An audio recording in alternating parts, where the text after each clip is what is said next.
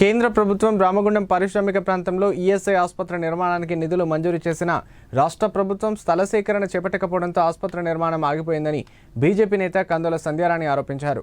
పెద్దపల్లి జిల్లా రామగుండంలో ఈఎస్ఐ ఆసుపత్రి ఏర్పాటు చేయాలని బీజేపీ శ్రేణులు పోరుబాటు పట్టాయి. దీంతో రాజీవ్ రహదారిపై రాస్తారోకో నిర్వహించడంతో పోలీసులు అడ్డుకున్నారు.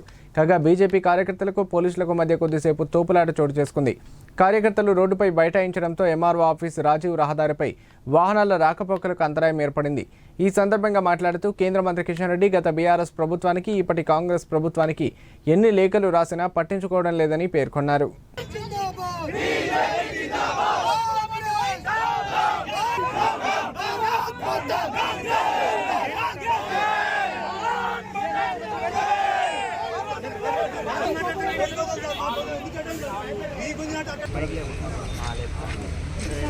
ఇప్పుడున్నటువంటి కాంగ్రెస్ పార్టీ ప్రభుత్వాలు వాళ్ళ నిర్లక్ష్యంతో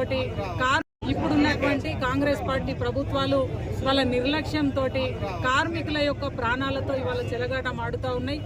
ఎంతో మంది ఇక్కడ సింగరేణి, ఎన్టీపీసీ, ఆర్ఎఫ్సిఎల్, కేశవరం కార్మికులు ఇవాళ ఈఎస్ఐ ఆసుపత్రి సేవలు అందక ఎన్నో ప్రమాదాల బారిన పడి మార్గ మధ్యంలోనే ఇవాళ రెఫరల్ కేసులు ఎవరైతే హైదరాబాద్ సుదూర ప్రాంతాలకు పోయేటోళ్ళు మార్గ మధ్యంలోనే ఎంతో మంది ప్రాణాలు కోల్పోయి వాళ్ళ వారి కుటుంబాలు రోడ్డున పడుతూ ఉన్నాయి.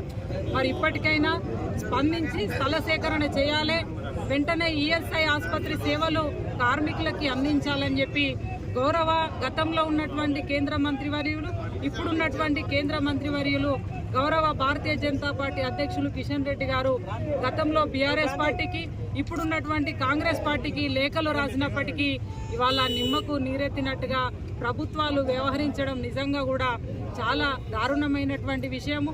ఈ సందర్భంగా మేము డిమాండ్ చేస్తూ ఉన్నాము, కాంగ్రెస్ పార్టీ ప్రభుత్వం వెంటనే స్థల సేకరణ చేసి ఈఎస్ఐ ఆసుపత్రిని ఇక్కడ నిర్మాణం చేయాలని చెప్పి డిమాండ్ చేస్తూ ఉన్నాం. ముఖ్యంగా స్థానిక ఎమ్మెల్యే ఎన్నికల సమయంలో ఎన్నో వేదికల పైన గెలిచిన వెంటనే మేము ఈఎస్ఐ ఆసుపత్రి కోసం స్థలాన్ని సేకరిస్తామని చెప్పి అన్ని వేదికలలో చెప్పారు. కానీ ఇవాళ మరి 8 నెలలు గడుస్తున్న స్థల సేకరణ చేయకపోవడం నిజంగా కూడా చాలా బాధాకరమైన అంశము.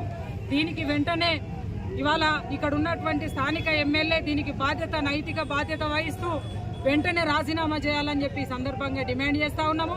నిజంగానే మీకు బాధ్యత ఉన్నట్టయిందుంటే, చిత్తశుద్ధి ఉన్నట్టయిందుంటే వెంటనే స్థల సేకరణ చేసి ఈఎస్ఐ ఆసుపత్రి నిర్మాణం చేసి కార్మికులకి అందుబాటులోకి తీసుకురావాలని చెప్పి ఈ సందర్భంగా హెచ్చరిస్తా ఉన్నాం.